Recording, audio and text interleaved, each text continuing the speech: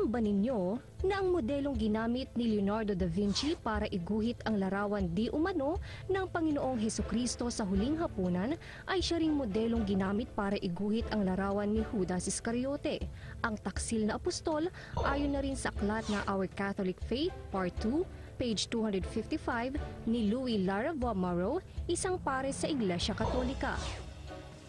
Sinasabing ang modelong ginamit ng dakilang pintor na si Leonardo da Vinci sa kanyang paglalarawan kay Hesukristo sa guhit niyang Ang Huling Hapunan ay isang binatang may di pangkaraniwang kagandahan na may anyong nangungusap ng ganap na kawalang malay at katapatan. Pagkaraan ng ilang taon, nang handa ng iguhit ni Leonardo da Vinci ang larawan ni Judas, ang taksil na apostol, nahirapan siyang humanap ng modelo. Kaya't naparoon siya sa mga dakong pinamumugara ng kasamaan, sa mga dakong pinagtitipunan ng pinakamasasamang kriminal upang makatagpo ng isang nababagay na modelo.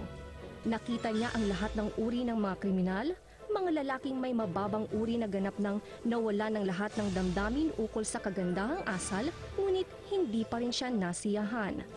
Sa wakas, isang araw ay minatyagan niya ang isang taong wala ng kabuluhan na tumalili sa sulok ng isang bahay aliwan. Ang kanyang mukha ay may anyong mapanganib at maladiablo, kaya't natiyak ng pintor na tapos na ang kanyang paghahanap ng modelo para kay Judas. Nang lumapit siya, napasang-ayon niya ang lalaki sa alok ng isang malaking halaga ng salapi upang umupo bilang modelo. Ang sunod-sunod na pag-upo ay halos matatapos na. Nang isang araw ay sinabi ni Leonardo da Vinci, "Alam mo, mula nang dumating ka para bang nakita na kita noon sa isang dako. Maaring ako ay nagkakamali. Ngunit, ang aking damdamin ay mapilit. Dahil dito, ang tao sa pagbulalas ng kanyang kawalan ng pag-asa ay sumigaw. Oo, nakita mo na ako noon. Ako yaong walang malay na binata na umupo bilang modelo para sa larawan ng Kristo roon. At ngayon, tingnan mo kung paano ako umuupo para kay Judas." Para kay Judas.